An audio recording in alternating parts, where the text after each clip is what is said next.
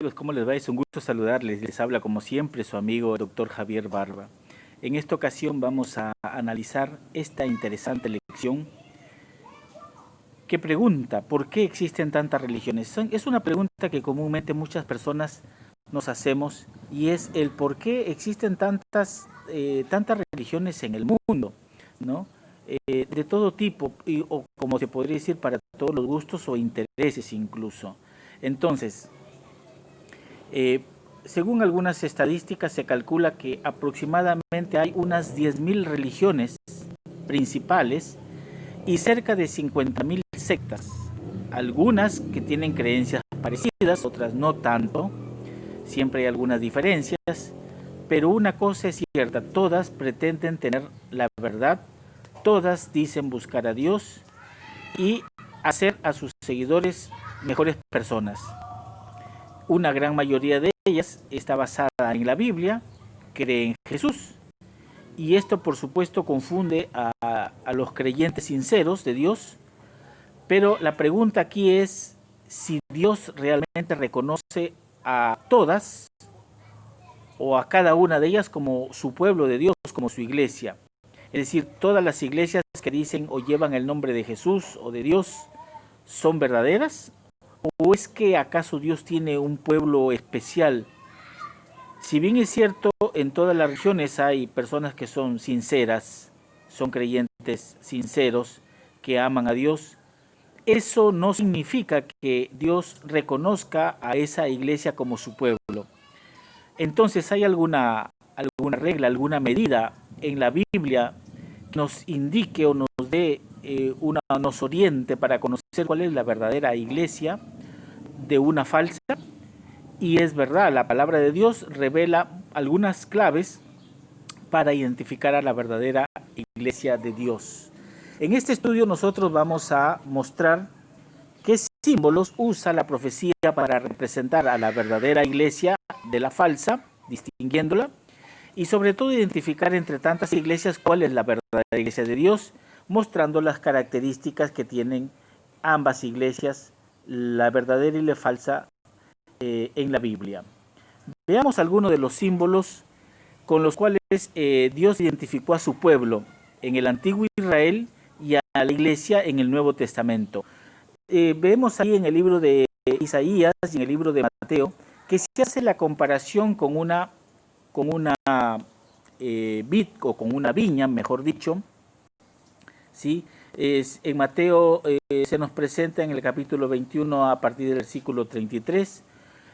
Cuenta el Señor Jesús una parábola o relata donde hubo un hombre, padre de familia, dice que plantó una viña, ¿no? Esa viña dice que la cercó de un vallado, le puso un cerco, tuvo un lagar en ella y edificó una torre, la arrendó a unos labradores y se fue lejos. Y con el tiempo envió a sus siervos para que le den parte de sus frutos. Pero dice que los labradores entonces tomaron a los siervos, algunos golpearon, a otros mataron, los apedrearon y finalmente envió también a su hijo.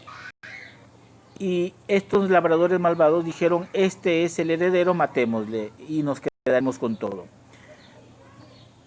¿Quién sería ese cuando dice en la profecía el amado? El amado dueño de la viña es por supuesto nuestro Dios. La viña era un símbolo de la nación de Israel y en el Nuevo Testamento es un símbolo de la iglesia. El cerco con el cual Dios la protegió a esta viña, ese cerco no es otra cosa que la ley de Dios que brinda el respaldo o el cuidado, ¿sí?, de lo que dentro estaríamos en lo que Dios permite, y si salimos o rompemos ese cerco estaríamos fuera de la ley de Dios o de su voluntad. Después tenemos acá el terreno, ¿sí?, que en el cual está esta, puede ser el terreno es lo que Dios permite o lo que Dios acepta, y lo que está fuera sería el pecado. Las piedras con las cuales se despedregó este terreno vendrían a ser todos los pueblos o naciones idólatras o sus costumbres impías que tienen muchas religiones que permiten algunas cosas ajenas a la voluntad de Dios. La torre representó el templo de Dios y las vides escogidas significan el pueblo de Israel, que fue cuidadosamente escogido por Dios, porque dice que se sembró vides escogidas. Al pueblo de Dios, Dios le dio su particular cuidado, lo protegió. Las uvas representan no otra cosa que el fruto del carácter del pueblo de Dios, que es el reflejo del carácter divino que de Israel o la iglesia en este caso debe exhibir ante el mundo, ¿no? Pero en vez de eso, a veces en lugar de que la iglesia tenga los frutos del Espíritu Santo, que se mencionan en Gálatas 5, 19 en adelante, Israel dice que produjo los frutos de la carne, que se encuentran también en el versículo 23, ¿no? Entonces hay acciones crueles en la iglesia, injusticia, fraude, engaño, intemperancia, inmoralidad, menosprecio a la ley de Dios hacia su pueblo, hacia los hijos de Dios, hacia las vidas de los huérfanos, como dice las Escrituras. La segunda pregunta dice acá, ¿qué otra representación usan las Escrituras para referirse a una iglesia? En el libro de Jeremías, en el capítulo 6, el versículo 2, dice así: destruiré a la bella y delicada hija de Sión. Y en el capítulo 3 de Jeremías, ¿sí? versículo 20, Jeremías 3:20, dice: pero como la esposa infiel abandona a su compañero, así prevaricasteis contra mí, oh casa de Israel. Es decir, la otra representación que usan las Escrituras es la de un matrimonio, donde Dios es el esposo y la iglesia la esposa o la compañera de Dios, ¿sí? Pero aquí también vemos una analogía donde se presenta que la esposa le es infiel al compañero o a Dios, ¿no? Y se vuelve una iglesia adúltera o una esposa adúltera. Es decir, introduce otras doctrinas extrañas a los principios de Dios. La pregunta 3 dice: ¿qué profetizó Isaías sobre las mujeres o iglesias de nuestro tiempo?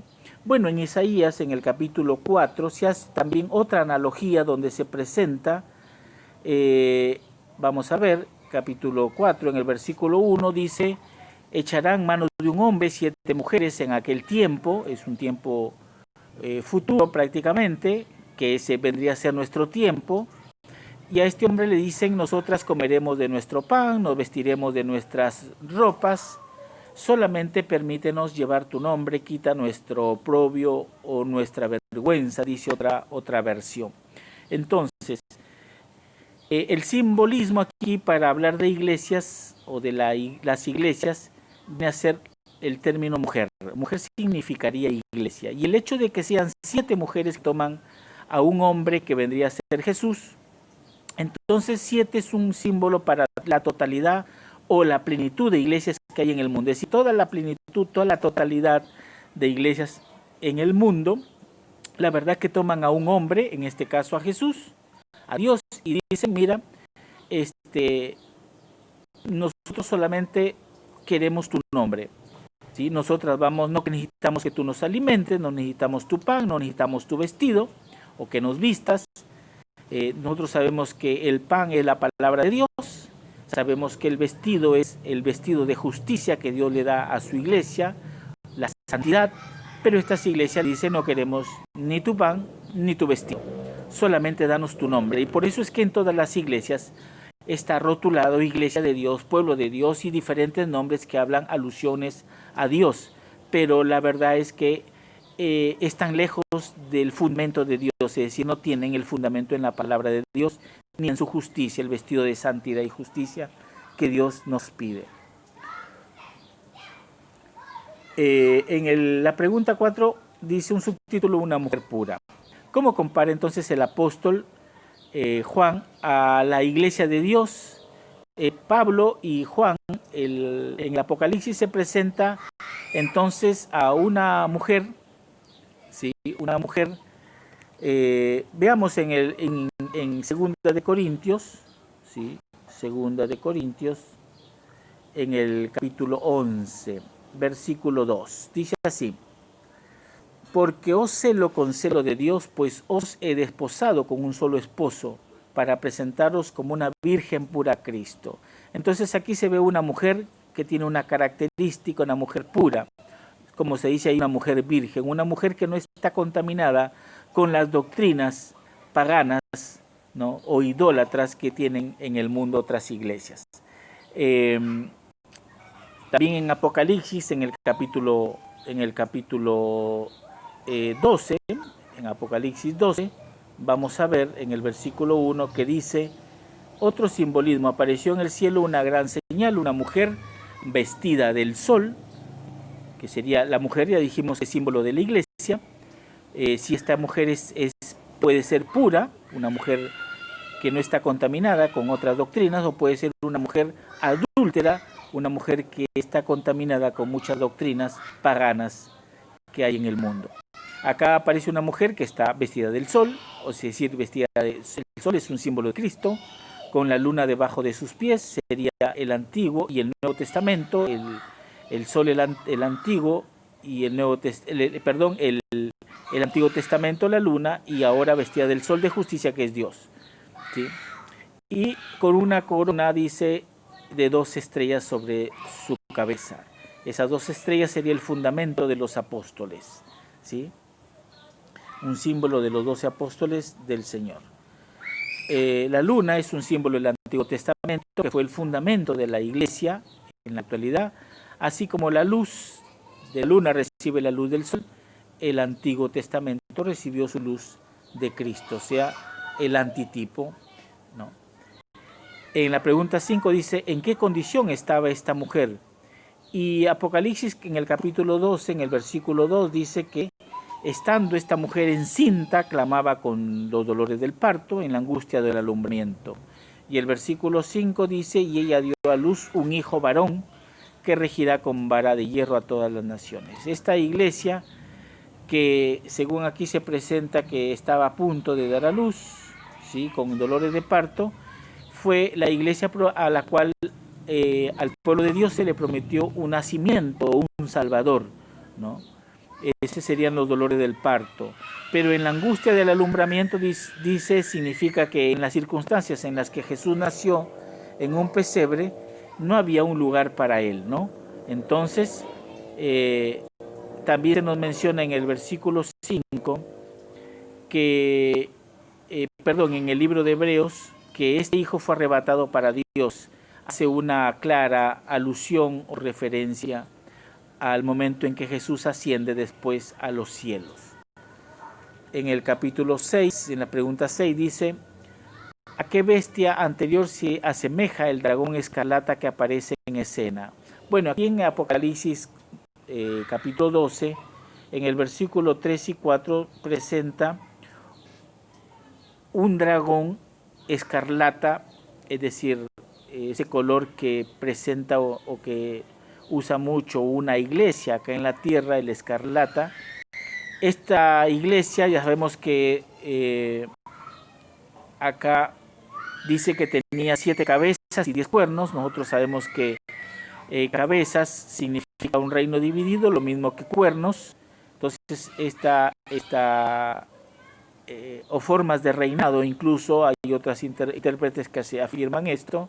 Esta bestia o este reino, este dragón, dice que tenía 7 cabezas y 10 cuernos. Y en sus cuernos dice 7 diademas. Y su cola arrastraba la tercera parte de las estrellas del cielo y las arrojó en la tierra. El dragón se paró frente a la mujer, ¿sí?, que estaba para dar a luz, a fin de devorar a su hijo tan pronto como naciese. Esto hace referencia a este dragón, el gran dragón que dice Apocalipsis, o Satanás, que en medio de la Roma pagana, o de la Roma de los Césares, que era el poder que gobernaba cuando Jesús nació, fue a tratar de destruir a Jesús, ¿no? En la matanza de los niños, cuando Herodes envía a matar a los recién nacidos. Entonces por eso dice, se paró frente a la mujer que estaba para dar luz a fin de devorar a su hijo tan pronto como naciese. En el versículo 9 dice acá, en la Biblia, dice, y fue lanzado el gran dragón, la serpiente antigua, que se llama Diablo y Satanás, el cual engaña al mundo entero para arrojarlo a la tierra, ¿no? Entonces, este dragón sabemos que simboliza a Satanás, ¿no? La pregunta 7 dice, ¿a quién o a dónde huyó la iglesia perseguida y por cuánto tiempo? En el versículo 6 del mismo libro dice que la mujer huyó al desierto. Desierto es uno de los símbolos referidos a una situación llena de dificultades o peligros por los que la iglesia tuvo que pasar, ¿sí? Antes o luego de que Jesús ascendiera al cielo. Sin embargo, la más cruenta persecución que sufrió la iglesia transcurrió en los 1260 días o años que comienzan desde el año 538 hasta el año 1798, ¿no? Que fue el tiempo de supremacía papal, el tiempo de dominio universal que tuvo este imperio, esta nación, el papado. Durante este tiempo, sin embargo, la mano de Dios estuvo al cuidado de su pueblo, de su iglesia, y la protegió para que no fuera exterminada. Las alas a las cuales se le dio a la mujer para escapar representan la premura con la que la iglesia se vio obligada a buscar refugio muchas veces en regiones deshabitadas, oscuras y vacías, lejos de la mirada de los hombres, o como después se presenta otra analogía donde dice que la tierra abrió su boca para, diríamos, recibir al río que el dragón envió para destruir a la mujer, ¿no? Es decir, la tierra viene a ser simbólicamente, cuando abre su boca para recibir el río, significa que la tierra, allá mismo en Roma, en las catacumbas, muchos cristianos pudieron sobrevivir debajo de la tierra, ¿no? En esas intrincadas cuevas o túneles que hay debajo de la misma Roma. ¿Qué otro simbolismo usa la profecía para describir la agobiante persecución que sufrió la iglesia? En el versículo 15 y 16 se nos presenta esto que veníamos hablando, donde dice que la serpiente arrojó de su boca tras la mujer, la serpiente Satanás, arroja tras la iglesia agua como un río, dice, para que fuese arrastrada por el río. Pero la tierra abrió o ayudó a la mujer, pues abrió su boca, dice, y tragó el río que el dragón había echado. Sabemos que un río significan aguas significan multitudes, pueblos, naciones o gentes que a través de las persecuciones la iglesia envió tratando de destruir al pueblo de Dios, ¿no? Sin embargo, algunos gobiernos allá durante la época de la Reforma en el siglo XVI, en Europa algunos gobiernos protegieron la vida de los creyentes, de los cristianos, y de esta manera también luego de un tiempo, luego del descubrimiento de América, muchos de estos creyentes vinieron al Nuevo Mundo huyendo de la persecución que había en el Viejo Mundo, en Europa. La pregunta 9 dice, ¿cómo describe la profecía a la iglesia de Dios del último tiempo? En el versículo 17 dice, entonces el dragón se llenó de ira contra la mujer y se fue a hacer guerra contra el resto de la descendencia de ella, los que guardan los mandamientos de Dios y tienen el testimonio de Jesucristo. Bueno, aquí dice que entonces Satanás, lleno de ira, se fue a hacer guerra contra el residuo o el remanente de la descendencia de la mujer. O sea, la mujer tuvo su descendencia y el remanente de esa descendencia fueron el blanco de Satanás, ¿no?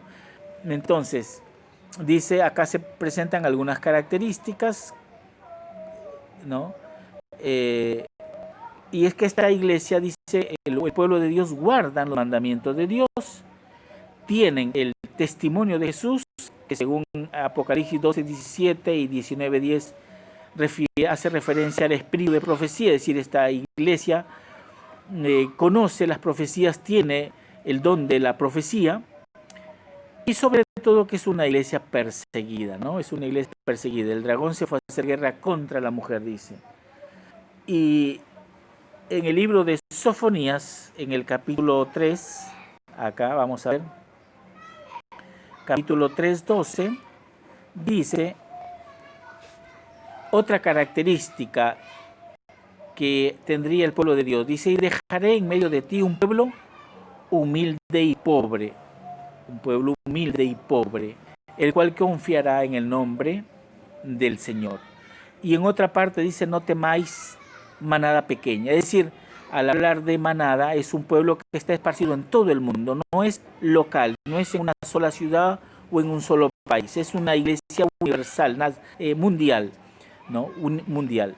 Y al hablar de manada, y al hablar de pequeña, es que en cada lugar a veces hay pocos miembros, no es una iglesia muy numerosa la que ha dejado el Señor en el mundo, y eso es debido a que no todos aceptan los principios de la ley de Dios, ¿sí? ¿Cómo vendría a ser entonces la doctrina de esta iglesia que Dios ha dejado en el mundo? Según en el libro de Efesios, en el capítulo 5, versículo 27, dice así: a fin de presentársela a sí mismo una iglesia gloriosa, que no tuviese mancha, ni arruga, ni cosa semejante. Es decir, la iglesia de Dios es una iglesia perfecta, ¿sí? No habla de los miembros. La iglesia, es decir, los miembros que forman parte, no son perfectos. Todos nosotros tenemos imperfecciones. No hay un, dice, todos, no hay un justo, ¿no? No todos estamos en el camino a la justicia o a la perfección. Pero la doctrina que tiene la iglesia de Dios es perfecta, es decir, el evangelio es perfecto y sin adulteración. La iglesia vive y predica los principios del pueblo de Dios, ¿sí? La iglesia entonces alcanzará la pureza total solamente cuando Cristo venga por segunda vez y la cizaña sea cortada. ¿Qué debe ser, según el libro de Timoteo, dice la pregunta 11, qué debe ser la iglesia de Dios, ¿no? En el libro de Primera de Timoteo, en el capítulo 3, versículo 15, dice que la iglesia debe ser columna y baluarte de la verdad, es decir, debe exaltar o ensalzar los principios de Dios, la palabra de Dios y su ley, ¿no? Una iglesia que denigra o rechaza alguno de los mandamientos de Dios, entonces no puede ser parte del pueblo de Dios. Si rechaza alguno de los principios que se encuentran en los evangelios o en el Antiguo Testamento, no puede ser parte del pueblo de Dios. Es una iglesia que ya está contaminada, está corrompida o cuya doctrina, como dicen las Escrituras, está prostituida. Es la pregunta 12, dice, ¿qué sostienen en alto el remanente de Dios? Y bueno, acá se presenta lo que dice en el libro de San Juan, en el capítulo 14, 6, dice así, dijo Jesús, yo soy el camino, la verdad y la vida, nadie viene sino por mí. Entonces, ¿qué exalta? Exalta a Jesús, ¿sí? En el capítulo 17,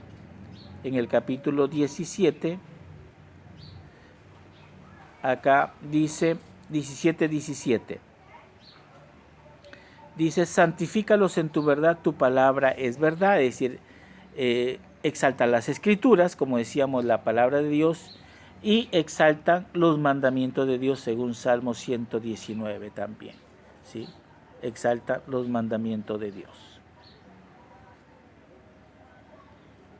Bien, vamos a ver aquí algunos de los principios en los que cree la verdadera iglesia de Dios, ¿no? Entonces dice, el primer punto, cree en el Padre, el Hijo y el Espíritu Santo, no como que son tres dioses, sino que son tres personas y esas tres personas conforman la divinidad o la deidad.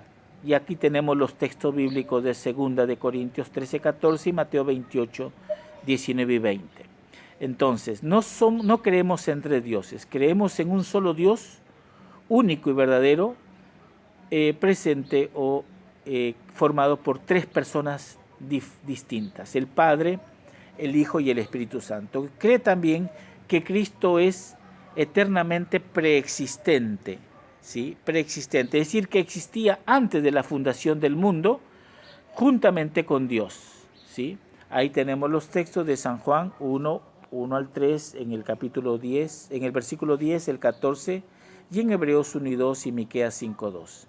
Otro principio, cree en Jesús como su único Salvador, es decir, acepta su justicia, acepta la muerte y la resurrección como una garantía de la vida eterna. Cree en la salvación, que la salvación es por la gracia de Dios, es decir, ninguna obra nos amerita para que estemos delante de la presencia de Dios o para salvarnos. La salvación es únicamente por gracia, es decir, es únicamente por la misericordia de Dios. También cree que Jesucristo actualmente está oficiando o intercediendo como abogado y sacerdote nuestro en el lugar santísimo, en el santuario mismo del cielo. El ministerio de esta expiación final comenzó, sabemos, según una profecía que ya le hemos estudiado nosotros, al comienzo, en el año 1844, ¿sí? La profecía de Daniel 8:14. Y el ministerio de esta intercesión es a favor de todos los que se acerquen a Jesucristo por medio de la fe, según el libro de Hebreos 4.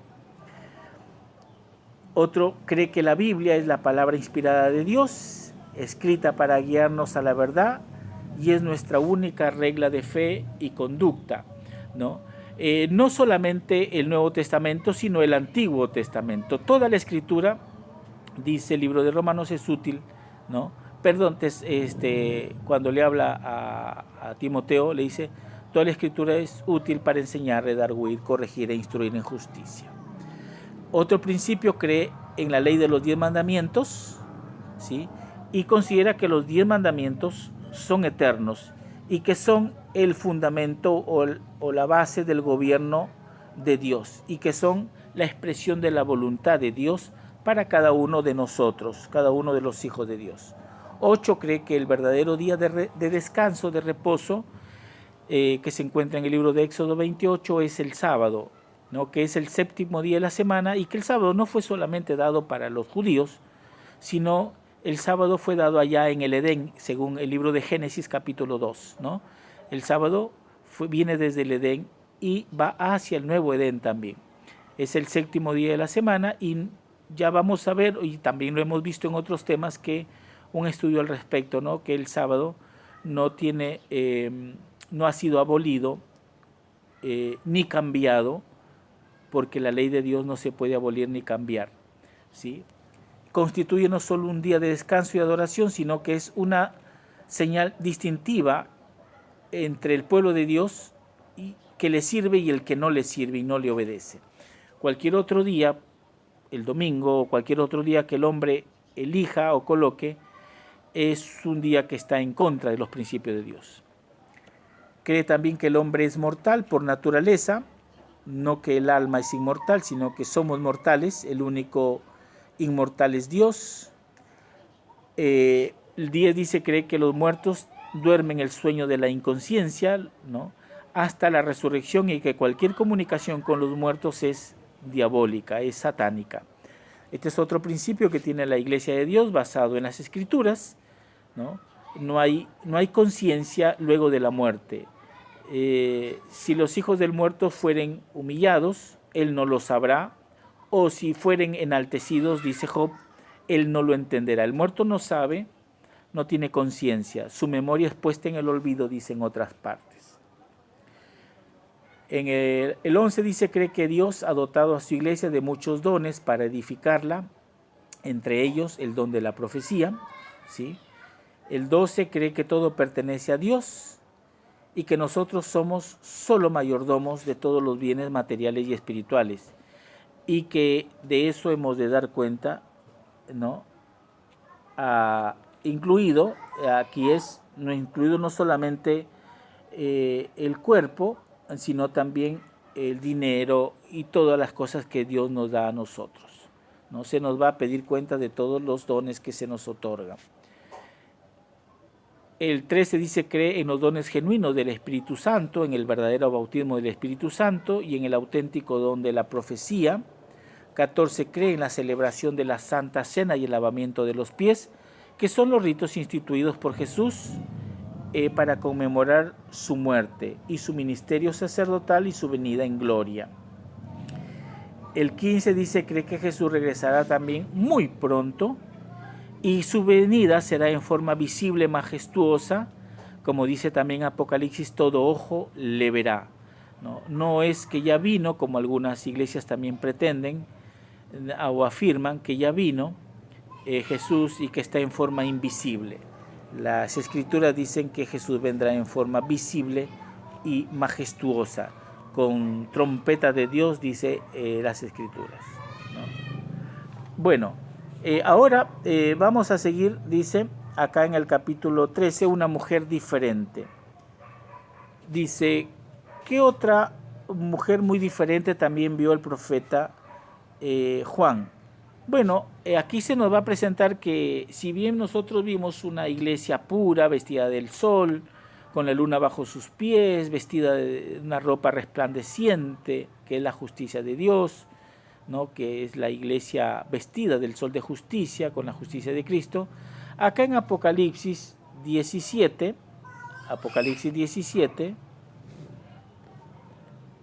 a ver, se nos va a presentar otra mujer. En Apocalipsis entonces 17, vemos aquí en el versículo 1, dice, condenación de la gran ramera. Vino entonces uno de los 7 ángeles que tenían las 7 copas y habló conmigo y me dijo, ven y te mostraré la sentencia contra la gran ramera. Aquí se nos presenta otra mujer, es decir, otra iglesia. Esta iglesia, como vimos, simboliza todas las religiones que hay en el mundo, una iglesia pagana, apostatada, caída, ¿no? Entonces, dice, esta iglesia es una ramera, dice, una mujer adúltera, es decir, tiene muchas doctrinas y las ha acomodado a sus propios intereses, ¿sí? Esto se ve reflejado en las alianzas que la iglesia o el papado ha hecho con el mundo. Veamos algunas de las características dadas en la profecía, ¿sí? ¿Y quién es esta iglesia? Vamos a identificarla, porque por ahí nos adelantamos. En el versículo 2 dice, con la cual han fornicado los reyes de la tierra y los moradores de la tierra se han embriagado con el vino de su fornicación. Entonces, esto habla de una iglesia, más adelante la identifica como Babilonia, ¿no? Aquí en el versículo 6 dice, es una mujer que tiene, en el 5, una mujer que en su frente tiene un nombre escrito, llamada Babilonia, la grande, la madre de las rameras y de las abominaciones de la tierra. Bueno, si es la madre, quiere decir que tiene hijas, también adúlteras. Vio una mujer, una característica es que está ebria de la sangre de los santos, es una iglesia perseguidora, una iglesia que persigue al pueblo de Dios a través de los tiempos. Está ebria con la sangre de los santos y la sangre de los mártires de Jesús. Y cuando la vi quedé asombrado con gran asombro, dice Juan, ¿no? Entonces, esta iglesia es identificada por varias cosas. Por ejemplo, tiene un color púrpura y escarlata, que son los colores que usan preponderantemente el papado, ¿sí? Después tiene muchas riquezas, entre sus riquezas, bueno, mucho oro. Es una iglesia universal, su dominio es universal. En el versículo acá 15, veamos, dice, y me dijo, las aguas que has visto donde la ramera se sienta son pueblos, muchedumbres, naciones y lenguas. Es decir, tiene un dominio universal. Las falsas doctrinas, si esta mujer está ebria, tiene una copa donde están todas las abominaciones, ¿sí? Eso significa las falsas doctrinas que predica. Después nos habla de su historial como iglesia perseguidora. Nosotros sabemos que esta iglesia, a través de muchas décadas, persiguió al pueblo de Dios, ¿sí? Entonces, por ejemplo, dice acá, el brebaje que esta iglesia ofrece a los poderes políticos y al pueblo es una mezcla de religión e idolatría y símbolos espirituales y paganos, ¿no? Es una mujer que está ebria con la sangre de los santos, pero también otra característica de esta mujer, ya vamos a ver acá, es que esta mujer fue perseguida, esta mujer persiguió al pueblo de Dios a través de las edades, ¿no? Y como dice acá, a ver,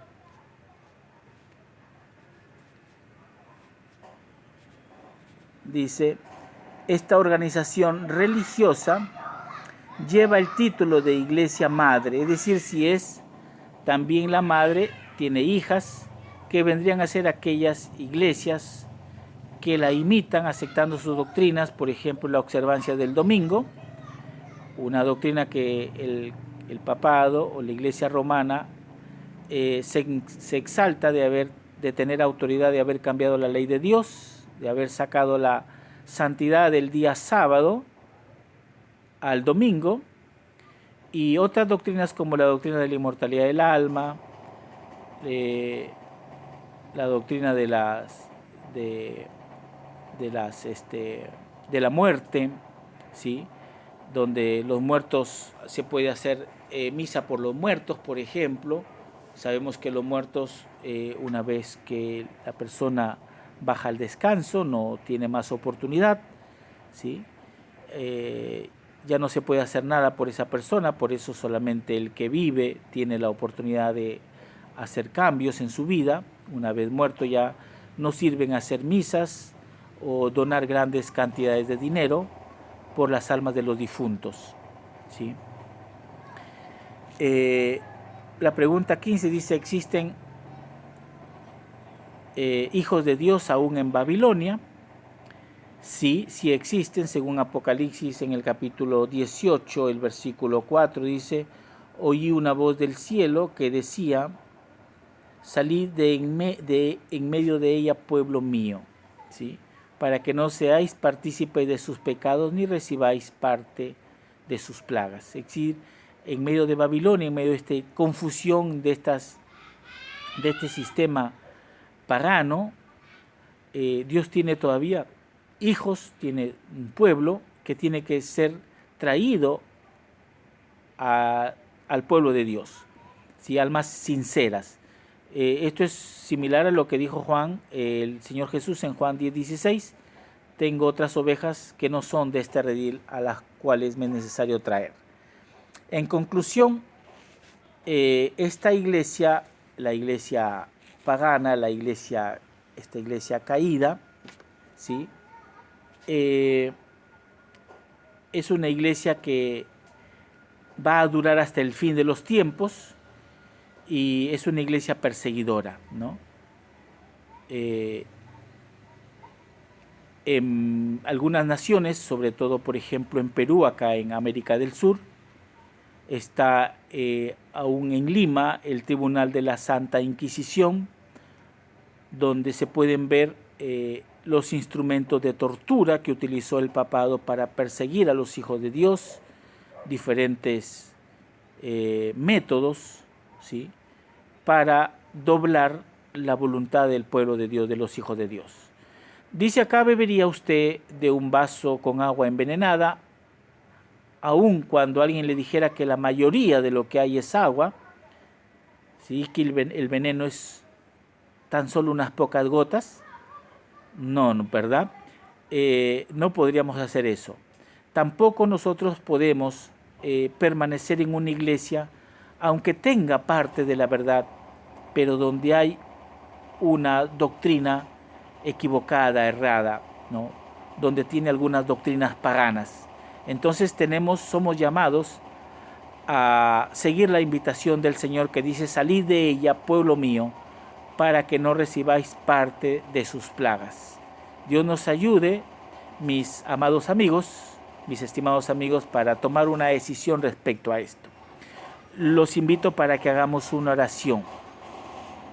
Amado Dios, te damos las gracias en este momento por la vida y la salud, y te rogamos que nos ayudes a hacer tu voluntad.